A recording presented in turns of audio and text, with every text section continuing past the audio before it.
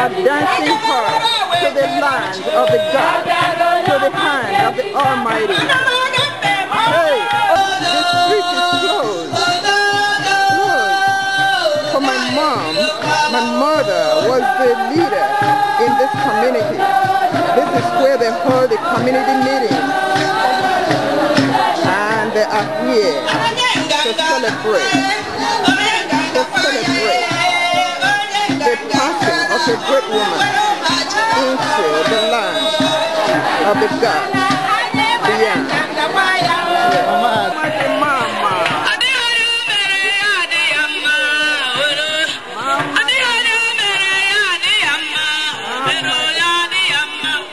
Once a patron, always a patron. I look at a movie. I get to go to Nibenem, Nankend Bilo.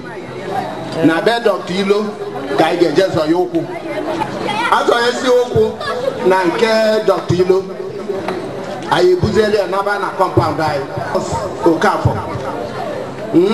Late. Yes, no Lima family. Eba I get to Tazia until she away full. Olusiana Saturday. No todo. I got a bagale to I barely so guys I bluesy a governor church by 10 a.m. There no toto. Eba Kagano Pakaria Mass, the final burial mass. Akasialia Mass. I just hear my community. You know, Jado is here and Nini. MHC and Kawa. I was the guy of Basio Waya. It was a guy to Ecuador.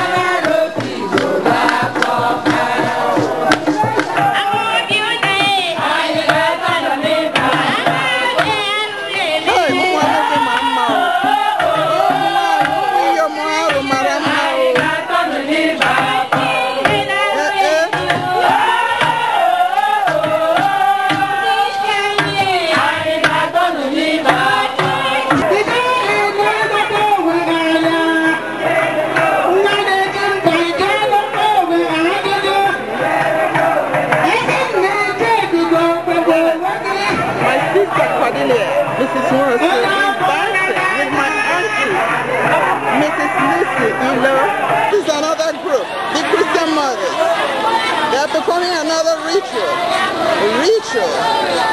of transition. They're looking for my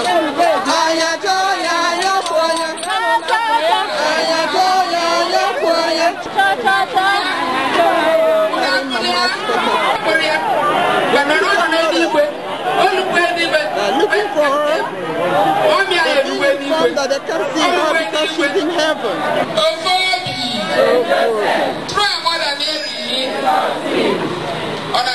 Onaga.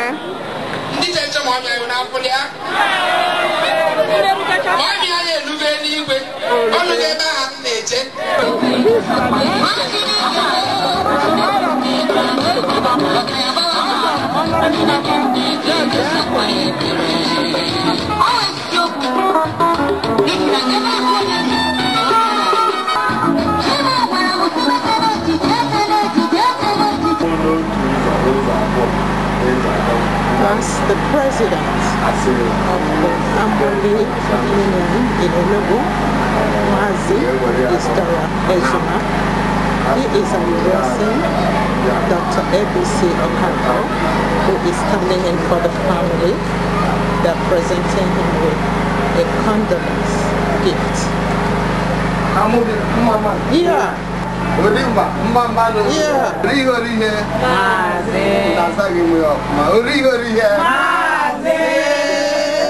Because time is short. No problem, I know when I was. As part of the great people, this is St. Anthony's School. They're filling the room. They're filling up the room.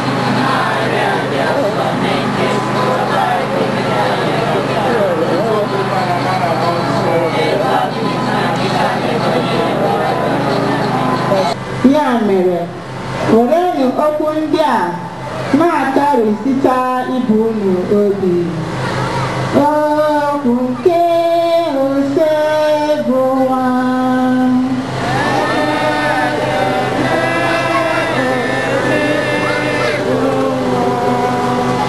Ka uto na nsọpụrụ dịrị gị ndị nwere Jesu.